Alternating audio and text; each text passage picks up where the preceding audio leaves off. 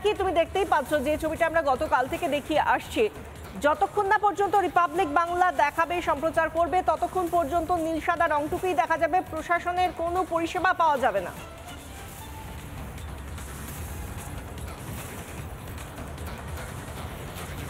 Republic খবরের impact Bishakha, যা দেখলাম আমরা সাকরাইলে লাগাতার রিপাবলিক বাংলা যে ছবি তুলে ধরেছিল, যেখানে প্রশ্ন করা হয়েছিল একটা যে সুপার স্পেশালিটি হাসপাতালের কথা বড়াও করে বলেন স্বাস্থ্যমন্ত্রী, রাজ্যের মুখ্যমন্ত্রী মমতা বন্দ্যোপাধ্যায়, কিন্তু বাস্তব ছবিটা কি বলছে? সেই ছবিটা রিপাবলিক বাংলা দেখানোর পর এবার কি বলবো, সম্বিত ফিরেছে বলি প্রশাসনের। তাহলে রিপাবলিক বাংলা যদি না দেখায়, রিপাবলিক বাংলা যদি প্রত্যেকটা জায়গায় গিয়ে আসল চিত্র তুলে না ধরে, তাহলে কি কোনো কাজ হবে না? এইটাই তো দাঁড়িয়ে রইল এই মুহূর্তে সব থেকে বড় প্রশ্ন হিসেবে। আমি চলে যাব একটু সুদীপ্তর কাছে, কারণ ভুরি ভুরি অভিযোগ মেদিনীপুর মেডিকেল কলেজ হাসপাতালেও। সেখানকার মূলত কি অভিযোগ, কি চিত্র, বাস্তব চিত্র তুলে ধরবেন আমাদের প্রতিনিধি সুদীপ্ত। সুদীপ্ত,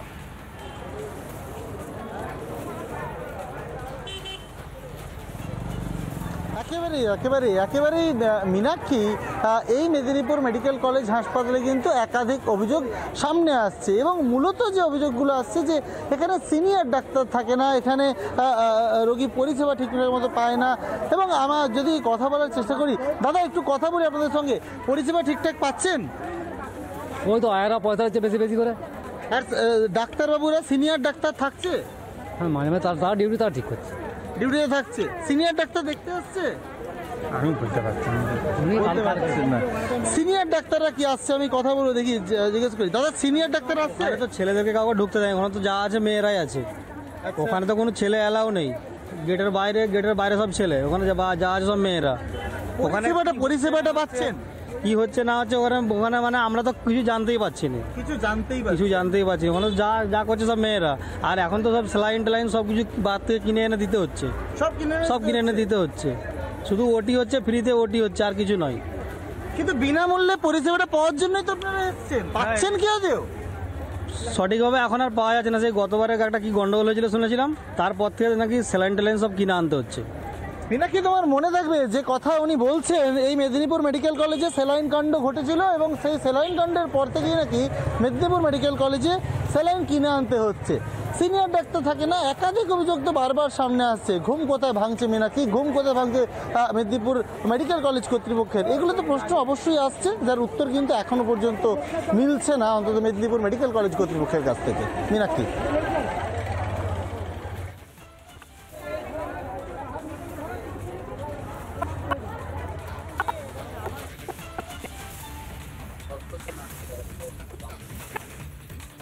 চিকিৎসকদের দিয়ে চিকিৎসা করানো হচ্ছে, পরিষেবা পাওয়া যায় না। আর সাকরাইলের ঘটনা শুনলে তো আপনি চমকে উঠবেন। রাতে ভর্তি করা হলো মহিলাকে, সকালে তার মৃতদেহ পড়ে রয়েছে রাস্তায়। রাতে পরিবারের পক্ষ থেকে জিজ্ঞাসা করলে জানানো হয়েছে তিনি ভালো আছেন, সুস্থ আছেন।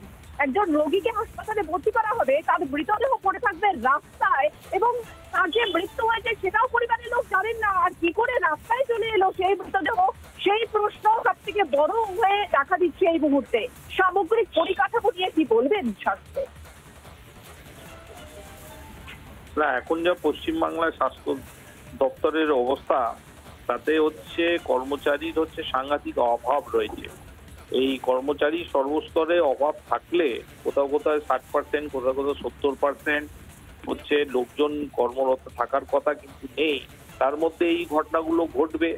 যা বরাদ্দ আসছে, সিংহভাগ বরাদ্দ চলে যাচ্ছে বেসরকারি স্বাস্থ্য সংস্থার খাতায়, স্বাস্থ্যসাথী এবং বিভিন্ন প্রকল্পের মাধ্যমে। ফলে সরকারি স্বাস্থ্য ব্যবস্থাকে একেবারে পরিকল্পিতভাবে টুটি চেপে শেষ করে দেওয়ার যা করণীয়, সেই কাজটাই সরকার করছে। কেন্দ্র সরকারও করছে, রাজ্য সরকারও করছে। ফলে কর্মরত লোকজন যদি না থাকে, ওয়ার্ড বয় যদি পর্যাপ্ত না থাকে, সুইপার পর্যাপ্ত যদি না থাকে, নার্সিং স্টাফ পর্যাপ্ত যদি থাকে, গেটে ডিউটি পর্যাপ্ত পেশাগতভাবে পার্মানেন্ট চাকরিজীবী যদি না থাকে, কন্ট্রাক্টে দিয়ে দেওয়া হয়, তাহলে রুগী ওয়ার্ড থেকে বেরিয়ে গেল, কিভাবে বেরিয়ে গেল, কে ওকে তুলে নিয়ে গেল, কোনোটাই হিসেব নিকেশ পাওয়া যাবে না। দুর্ভাগ্যজনক ঘটনা। বেহাল স্বাস্থ্য অবস্থা আমাদের পশ্চিমবাংলায় বিভিন্ন ঘটনা থেকে বারবার প্রমাণিত হচ্ছে। নিম্নমানের ওষুধ, নিম্নমানের পরিষেবা, সাধারণ মানুষ একটি হাসপাতালে গিয়ে ন্যূনতম যে পরিষেবা পাওয়ার কথা সেইটুকু পাচ্ছে না।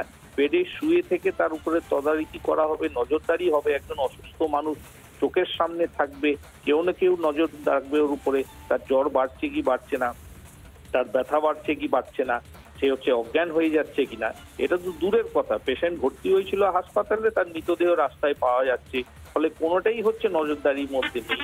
দুর্ভাগ্যজনক অবস্থা এবং প্রশাসন, মুখ্যমন্ত্রীকে দায়িত্ব নেওয়া উচিত।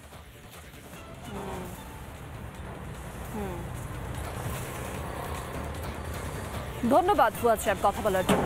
হাওড়া সাকলাইরের যে ঘটনা রিপাবলিকে বারবার দেখানোর পর এখন সেখানে প্রশাসনিক কর্তারা পৌঁছেছেন হাসপাতালে।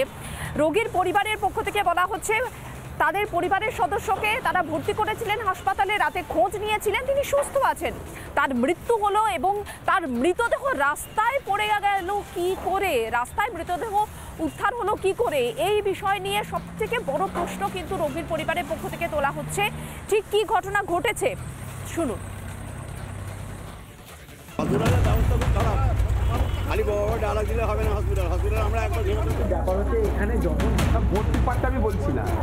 হাসপাতালের সামনে পড়ে রোগীর দেহ, শিউরে ওঠা দৃশ্য হাওড়ার সাঁকরাইলে হাজি এসটি মল্লিক গ্রামীণ হাসপাতালের সামনে।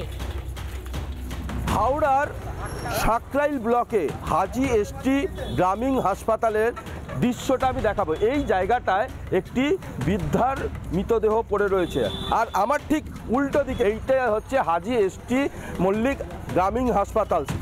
মঙ্গলবার পেটের যন্ত্রণা নিয়ে হাসপাতালে ভর্তি করা হয় সাঁকরাইল জগন্নাথ মন্দির এলাকার বাসিন্দা ওই মহিলাকে। মায়ের পেটের ব্যথা হচ্ছিল, পেটে ব্যথা হচ্ছিল মায়ের, রাত্রিতে ভর্তি নিয়ে যায়, আমি লিখে পিকে গেছে। ভোরবেলা মানুষটা বাইরে পড়ে আছে, পড়ে মানুষটা মারা গেল। ভিতর থেকে বাইরে কি করে, দুটো পুলিশ ছিল, পুলিশ থাকতেই বাইরে মানুষ কি করে আসবে। তারই মৃতদেহ পাওয়া যায় হাসপাতালের সামনে। ডাক্তার থেকে নার্স, ঘটনায় কারো কোনো ভ্রুক্ষেপই নেই। হসপিটাল গেটের সামনে বডিটা পড়ে রয়েছে। ভিতরে গেলাম, ডাক্তারবাবু যিনি ছিলেন তাকে জিজ্ঞাসা করলাম, ডাক্তারবাবু আপনি কি জানেন আপনার এখানকার একটা পেশেন্ট গতকাল রাতে ছিল, তার বডিটা এখন বাইরে পড়ে রয়েছে হাসপাতালে? বলছে যে হ্যাঁ। আমি বলছি তাহলে আপনার হাসপাতালের ভিতরে একটা পেশেন্ট গতকাল রাত্রি 8টা সাড়ে 8টায় অ্যাডমিট হলো, সেই পেশেন্টটা কিভাবে বাইরে গিয়ে বডি ডেড অবস্থায় পড়ে রয়েছে, এর দায়টা কে নেবে? সিস্টাররা তাকে চিকিৎসা করেছে, থাকার জন্য বলা হয়েছিল। সে বলে এখন আমি ভালো ফিল করছি, আমার এখন ব্যথা চলে গেছে, আমার বাড়িতে কেউ নেই, আমাকে ছেড়ে দিন। তারপরে ও হাসপাতাল থেকে বেরিয়ে গেছে। কেন রাস্তায় পড়ে দেহ? ঘটনা জানাজানি হতেই গঠন করা হয়েছে তদন্ত কমিটি। হাওড়া থেকে প্রসেনজিৎ অধিকারী রিপোর্ট, রিপাবলিক বাংলা। নানা ধরনের কন্টেন্ট দেখার জন্য লাইক করুন, শেয়ার করুন আমাদের ফেসবুক পেজ, সাবস্ক্রাইব করুন আমাদের ইউটিউব চ্যানেল। পাশাপাশি অন্যান্য ব্রেকিং নিউজের জন্য অবশ্যই চোখ রাখুন রিপাবলিক বাংলায়।